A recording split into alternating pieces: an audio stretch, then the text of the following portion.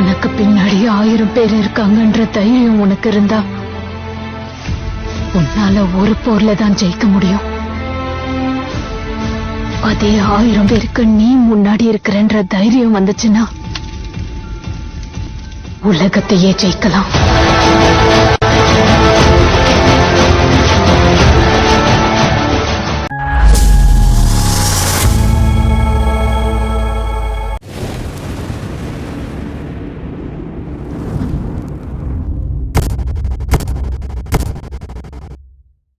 நீங்க என்ன பண்றீங்க? I'm a traveler. Oh, travel speedo? Travelling. நீங்க செம்ம ஸ்பீடா போவீங்களோ? இல்ல, not racing, just traveling. ரெண்டுத்துக்கும் என்ன வித்தியாசம்? ஹாய் மக்களே, வெல்கம் பேக் அவர் சேனல். நம்ம சென்னை டு தனுஷ்கோடி ட்ரிப்பில் இப்போ எங்கே இருக்குன்னு பார்த்தீங்கன்னா தனுஷ்கோடி தான் போயிட்டுருக்கோம். கவர்மெண்ட் பஸ்ஸில் தான் ஏறி போயிட்டுருக்கோம். இப்போ அந்த போகிற ரோட் சைடு தான் இது. இந்த ரோட் சைடு பார்த்தீங்கன்னா செம்ம பெரிய அகலமாக நல்லா நீளமாக இருக்கும். இந்த ரூட் தான் நம்ம மேப்பில் பார்த்த ரூட்டு. இந்த ரூட்டில் தான் போயிட்டுருக்கோம். நான் தனுஷ்கோடி போயிட்டு உங்களுக்கு காமிக்கிறேன். வேர்ல்டுலேயே லாஸ்ட் பாயிண்ட்டுன்னு சொல்லலாம். ஒன்று வந்து லடாக்கு, இன்னொன்று வந்து இந்த லாஸ்ட் பாயிண்ட் சொல்லுவாங்க. ஸோ ஓகே, தனுஷ்கோடி போயிட்டுருக்கோம். நான் போயிட்டு உங்களுக்கு என்னென்ன இங்கே இருக்குது, என்னென்ன நடக்குது, என்னென்ன இருக்குன்ட்டு நான் காட்டுறேன் உங்களுக்கு. இது வந்து ராமேஸ்வரத்துலேருந்து ஒரு 40 கிலோமீட்டர்ஸ் வரும். 40 கிலோமீட்டர்ஸ்லேருந்து ஒரே சிங்கிள் ரோடு தான். இந்த ரோட்டில் தான் நம்ம போயிட்டுருக்கோம். இந்த ரோட்டில் போயிட்டு லாஸ்ட்டு எண்ட் பாயிண்ட் தான் தனுஷ்கோடி. அங்கே ஒரு சுற்றி பீச்சஸ் தான். அதில் வந்து ஆண் கடல் பெண் கடல்னு சொல்லிட்டு சொல்லுவாங்க. நம்ம ரெண்டுமே ஃப்ளாட்டாக தான் இருக்கும், எந்த ஒரு அலைகளும் இருக்காது அந்த பீச்சில். இது வந்து நம்ம ஒரு கோவில் அங்கே ஒன்று, அந்த லாஸ்ட்டில் ஒரு தீவு மாதிரி ஒரு கோவிலும் இங்கே இருக்குது. இதுக்கு ஒரு தனியாக ரோடு அமைச்சு வச்சுருக்காங்க. இந்த ரோட்டில் நம்ம போயிட்டு அந்த கோவில் விசிட் பண்ணலாம். நம்ம போயிட்டு வந்து அந்த கோவிலை விசிட் பண்ணலாம். இப்போ வந்து நம்ம தனுஷ்கோடி போயிட்டுருக்கோம்ல, இந்த போயிட்டுருக்கும்போதே நடுவில் இப்போ நியூவாக கட்டின ஒரு லைட் ஹவுஸ் ஒன்று நியூவாக கட்டியிருக்காங்க. அந்த லைட் ஹவுஸையும் உங்களுக்கு காட்டுறேன். நான் அந்த லைட் ஹவுஸ் கிட்ட வரும்போது நான் உங்களுக்கு காட்டுறேன்.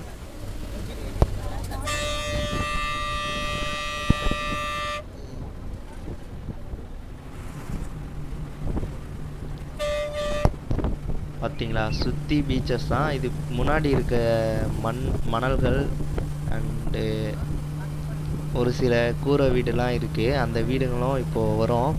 அந்த வீட்லேயும் நான் உனக்கு காட்டுறேன் உங்களுக்கு காட்டுறேன், பாருங்கள் நீங்கள்.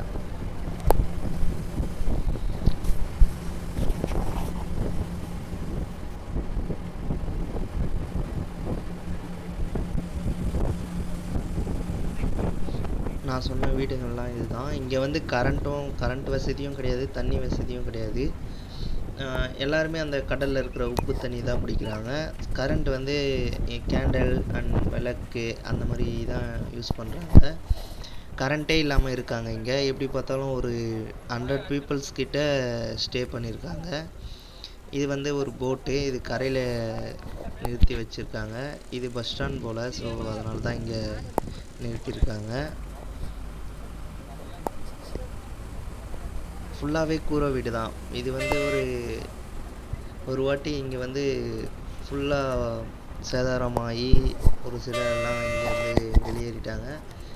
இப்போ திருப்பியும் இவங்க வந்து இது வந்து மீனவர் மண்டபம்னு சொல்கிறாங்க. ஸோ அவங்க வந்து யாருன்னா டூரிஸ்டர் வந்து ரெஸ்ட் எடுக்கிறதுக்கோசம் அந்த இடத்த கட்டி வச்சுருக்காங்க. ஸோ அந்த இடம் வந்து நல்லா யூஸ்ஃபுல்லாக இருக்கும். 40 கிலோமீட்டருங்க, ஒரே ரோடு தான். ஸோ பஸ்ஸும் கொஞ்சம் ஸ்லோவாக தான் போயிட்டுருக்கு. என்னால் முடிஞ்ச வரையும் நான் வீடியோ கவர் பண்ணுறேன். ரொம்ப லென்த்தாக போனாலும் கொஞ்சம் போர் அடிக்கும் வீடியோ. ஸோ நான் இதை கொஞ்சம் ஷார்ட் பண்ணி வீடியோ கொடுக்குறேன். பார்த்தீங்களா, ஃபுல்லாக பீச்சஸ் தான். நம்ம இப்போ சென்டராக இருக்கோம், 2 சைடுமே பீச்சஸ் தான். இன்னொன்று இங்கேருந்து பார்த்தா இலங்கை தெரியும்னு சொல்கிறாங்க. இலங்கை வந்து தெரியுமா? ஸோ அதுக்கும் இருக்குது. நான் அதையும் வீடியோ எடுத்து உங்களுக்கு காட்டுறேன். நான் சொன்னேன் பார்த்தீங்களா, அந்த லைட் ஹவுஸ் கிட்ட வரப்போகிறோம். அந்த லைட் ஹவுஸ் இது தான். அதுக்கு முன்னாடி இருக்கிற மண்டபஸ்லாம் கிட்டத்தட்ட அந்த புயல் வந்து அடிச்சுட்டு போனப்போ அந்த பாதி தான் இப்போ இருக்குது. இங்கேயும் சில மீன் கடைகள்லாம் இருக்குது. அந்த வறுத்த மீன் கடைகள்லாம் சொல்கிறாங்களே, அந்த வறுத்து லைவாக உங்களுக்கு அப்பயே எடுத்து க்ளீன் பண்ணி வாஷ் பண்ணி வறுத்து தருவாங்க. ஃபிஷ் ஃப்ரை ஷாப் இதான். எல்லாமே இங்கே வந்து கூரை வீடுங்க தான். எப்போ என்ன நடக்கும்ன்ட்டு தெரியாதுல்ல, ஸோ அதனால் எல்லாருமே அந்த மாதிரி தான் கட்டியிருக்காங்க. கிட்டத்தட்ட ஒரு 100 பேர்கிட்ட இங்கே, ஒரு 100 ஃபேமிலி கிட்ட இருப்பாங்க. நம்ம லைட் ஹவுஸ் கிட்ட வந்துட்டோம். எவ்வளோ பெரிய ரோடு பார்த்தீங்களா, கிட்டத்தட்ட ஒரு 3 வெஹிக்கிள் 4 வெஹிக்கிள் போகிற மாதிரி இருக்கும். இதுதான் அந்த நியூவாக கட்டின லைட் ஹவுஸ். பட் ஆனால் இங்கே அலோட்டு இல்லைன்னு சொல்லிட்டாங்க. நான் கேட்டேன் டிரைவர்கிட்ட, அவர் என்ன சொன்னார், இங்கே அலோட் ஃபார்ம் பண்ணாங்க அப்படின்னு சொல்லிட்டாப்புல. ஆனால் நான் உங்களுக்கு கிட்ட போயிட்டு வீடியோ காட்டுறேன். இங்கே பார்த்தீங்களா, ஒருத்தர் மீன் பிடிச்சிட்ருக்காங்க. இவங்கெல்லாம் சின்ன சின்ன போட் வச்சு பிடிக்கிறவங்க. இங்கே சின்ன சின்ன மீன்கள்லாம் மாட்டிகிட்ருக்கு. எல்லாமே அந்த சின்ன வலைகளை வச்சு பிடிச்சிட்ருக்காங்க. பெரிய பெரிய போட்டஸ்லாம் ராமேஸ்வரத்தில் தான் பார்த்தோம். இங்கே வந்து சின்ன சின்ன படகுகளை வச்சு மீன் பிடிச்சிட்டு இருக்காங்க. இன்னமும் போயிட்டே தான் இருக்கோம். நான் தனுஷ்கோடி போயிட்டு உங்களுக்கு vlog பண்ணுறேன்.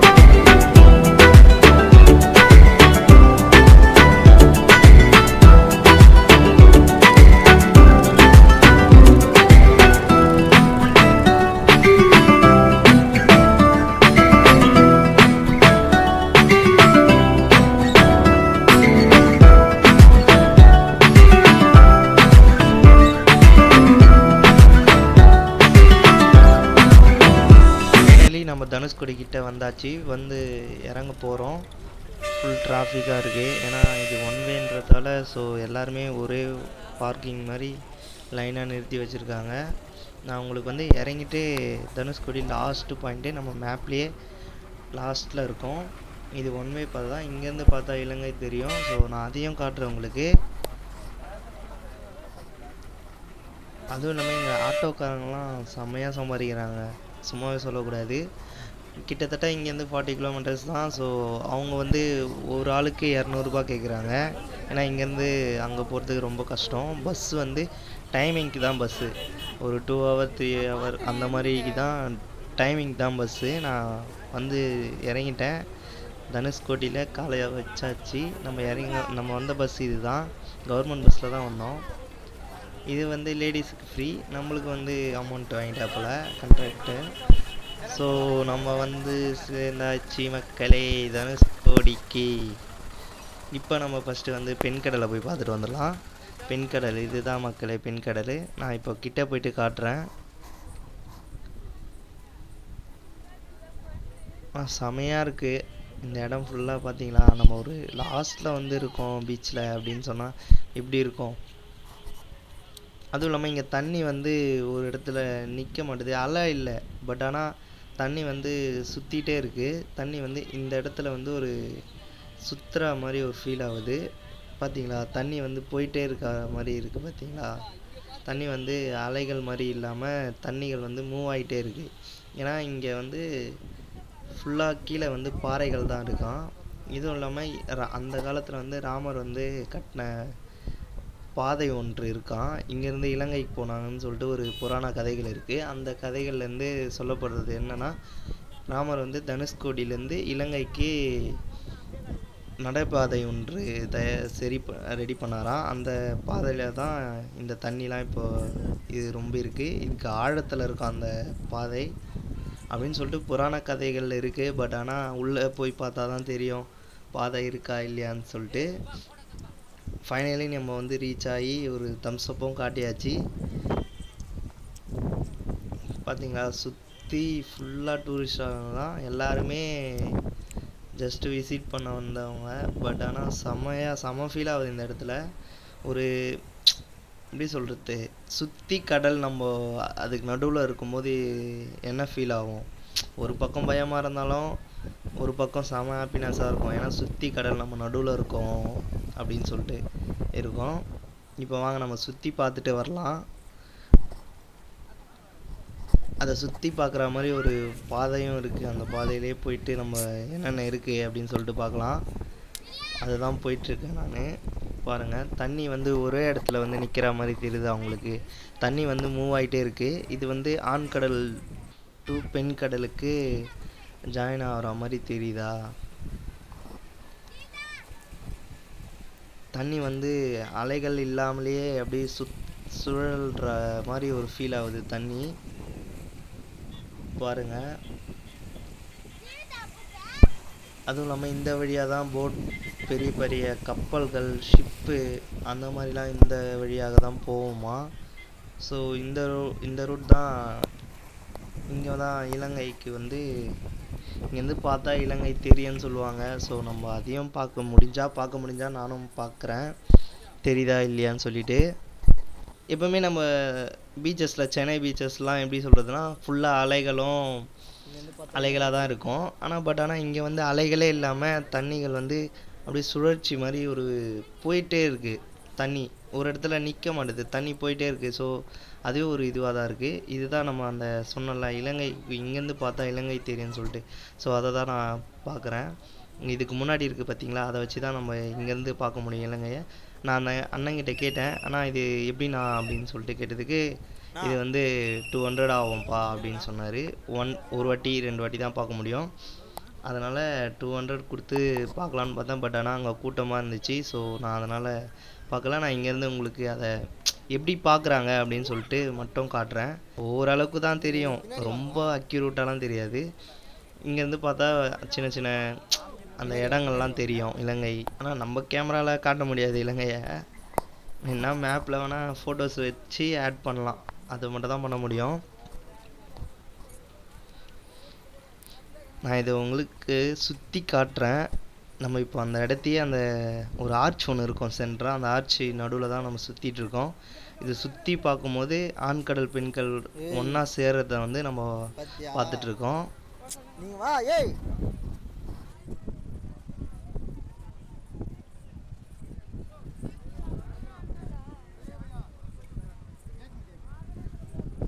நிறைய பேர் அங்கேயே ஃபோட்டோஸ் வந்து எடுத்து, சில பேர்கிட்ட டிஎஸ்எல்ஆர் இருக்காது. ஸோ அதனால் அங்கேயே வந்து ஒரு சின்ன ஷாப் மாதிரி செட் பண்ணி, பீச்லேயும் ஸ்டுடியோ இருக்குதுன்னு சொல்லிட்டு காட்டுறாங்க.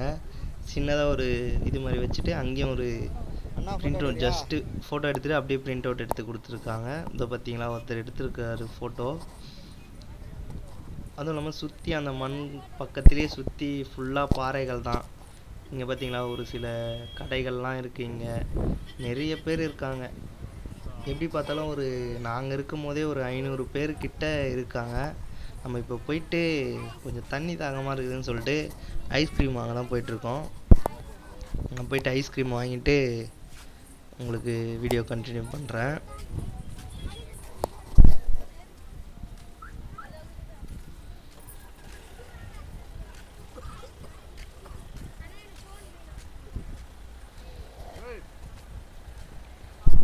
இங்கே வந்து காலைல ஒரு 10 ஓ கிளாக் ஸ்டார்ட் ஆகுது. டூரிஸ்ட் பிளேஸ் வந்து 10 ஓ கிளாக் அலோவ் பண்ணுறாங்க. 10 ஓ கிளாக்லேருந்து 6:30 வரையும் தான் அலோவ். அதுக்கு மேலே வந்து இங்கே யாருமே வரக்கூடாதுன்னு சொல்லிட்டு இருக்குது. லோக்கல் ஆளுங்க மட்டும் தான் இங்கே இருக்கணும், மற்ற பேர் டூரிஸ்ட்டை யாருமே இங்கே வரக்கூடாது. நம்ம ஐஸ்கிரீம் வாங்கிட்டு பிளாக் பண்ணலாம். எவ்வளோண்ணா? ஓகேண்ணா 2 கொடுத்துருங்க. ஓகேண்ணா, சாக்கோபார் ஒரு 6 கொடுங்க. இல்லை கோன் வேணாண்ணா, சாக்கோபார் கொடுத்துருங்க. ஓகே சாக்கோபாரை கொடுத்துருங்க. 4. அதுக்கப்புறம் நம்ம வந்து ஐஸ்கிரீம் வாங்கிட்டு வந்தாச்சு. ஐஸ்கிரீம் வாங்கிட்டு சரி நம்ம ஃப்ரூட்ஸ் எதனா வாங்கலாம் அப்படின்னு சொல்லிட்டு அங்கே, ஏன்னா ஃபுல்லாக லைனாக ஃப்ரூட்ஸ் கடை தான். இது வந்து ஒன்று 20 ருபீஸ் சொன்னாங்க. ஸோ நம்ம எது வாங்கினோமோ அதை வாங்கிட்டு போயிட்டு பீச்சை வந்து விசிட் பண்ணலாம். அப்படியே ஒரு சாப்பிட்டுக்கிட்டே ஒரு என்ஜாய் பண்ண மாதிரி இருக்கும். ஸோ நம்ம வந்து போயிட்டு நம்ம ஃப்ரூட்ஸ் வாங்கலாம். நான் லாஸ்ட்டாக ஒரு கடை பார்த்தேன், அந்த கடையில் கொஞ்சம் சூப்பராக இருந்த மாதிரி இருந்துச்சு. ஸோ இந்த கடை தான், இந்த கடையில் நம்ம கேட்கலாம். ஃபஸ்ட் வந்து வெள்ளரிக்காய் வாங்குகிறேன். வெள்ளரிக்காய் வாங்கிட்டு அது டேஸ்ட் பண்ணலாம். மிளகா பொடியெலாம் போட்டு கொடுக்குறாங்க, சூப்பராக இருக்குது. அது பார்க்கவே ஒரு அட்ராக்டாக இருக்குது. ஸோ நம்ம அதை வாங்கி சாப்பிடுவோம். தென் மாங்காய் கேட்டா தங்கச்சி, ஸோ அதையும் வாங்கி சாப்பிடுவோம். தர்பீஸ் வேணாம்னு சொல்லிட்டேன். அண்ணாச்சி சூப்பராக இருக்கும், அண்ணாச்சி வாங்குவோம். பொடியெல்லாம் போட வேணாம், வாங்கிக்க பிரியா. வேற என்ன வேணாம்? வெள்ளரிக்காய் வேணும் வாங்கிட்டா? நான் எல்லாத்தையும் வாங்கிட்டேன். மாங்காய் மாங்காய், அதுக்கப்புறம் வெள்ளரிக்காய், அதுக்கப்புறம் அண்ணாச்சி. இதை பார்த்தீங்களா, வெள்ளரிக்காய் வாங்கியாச்சு. அதுக்கப்புறம் ஃபைனலி நம்ம வந்த லாஸ்ட் பாயிண்ட்டுக்கு தனுஷ்கோடி. இதுதான் அந்த ஆட்சி. இது பார்த்தீங்களா, இதில் வந்து 4 சிங்கம் போட்ட தலை இருக்கும், நம்ம கவர்மெண்ட்டோட சிம்பிள். ஸோ அதுதான் இந்த மேலே இருக்கும்.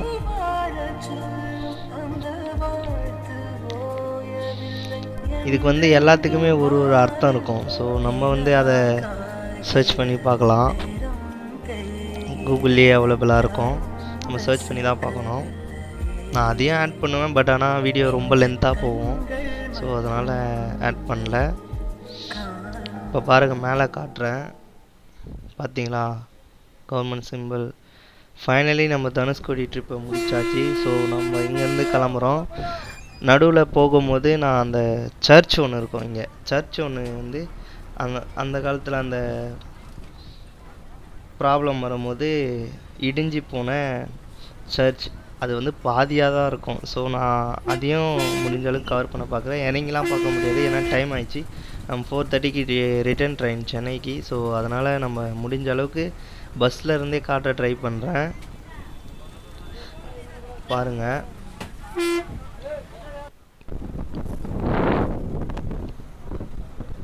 சுற்றி பீச் தான், செம்ம வியூங்க மக்களே, சத்தியமாக வேறு லெவல். நீங்களாம் ஒரு வாட்டியாச்சும் இந்த இடத்த வந்து விசிட் பண்ணோம். ஸோ இந்த இடத்த வந்து பார்க்கும்போது ஒரு செம்ம ஃபீல் ஆகும், ஏன்னா லாஸ்ட்டு பாயிண்டில் இருக்கோம் அப்படின்னு சொல்லிட்டு ஒரு ஃபீல் வரும். நான் வந்து அந்த சர்ச் கிட்ட போயிட்டு உங்களுக்கு வீடியோ காட்டுறேன். இப்போ நம்ம அந்த சர்ச் கிட்ட தான் போயிட்டுருக்கோம். இன்னும் கொஞ்சம் தூரத்தில் அந்த சர்ச் வரும். அந்த சர்ச்சுக்கிட்ட ஃபஸ்ட்டு வந்து அந்த சர்ச் வந்து செம்மையாக இருந்துச்சு. இப்போ அந்த சர்ச் எப்படி இருக்குன்னு மட்டும் பாருங்கள்.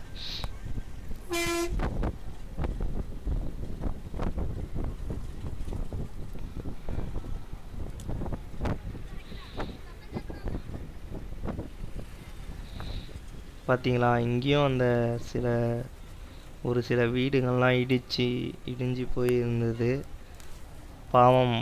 ஆனால் அப்போ இருக்கும்போது அந்த புயலால் இவ்வளோ சேதாரம் இந்த இடத்துக்கு.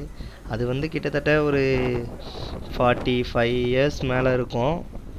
ஸோ நம்ம அந்த சர்ச் கிட்ட வந்து நான் காட்டுறேன்.